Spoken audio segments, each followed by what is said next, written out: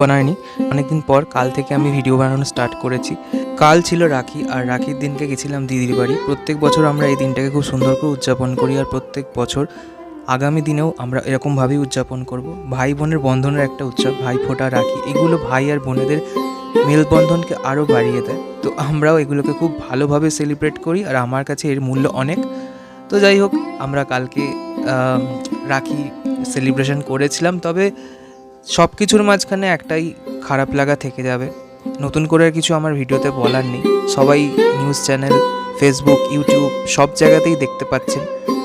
একটাই কথা, একটাই দাবি, দোষীর শাস্তি চাই, দৃষ্টান্তমূলক শাস্তি চাই।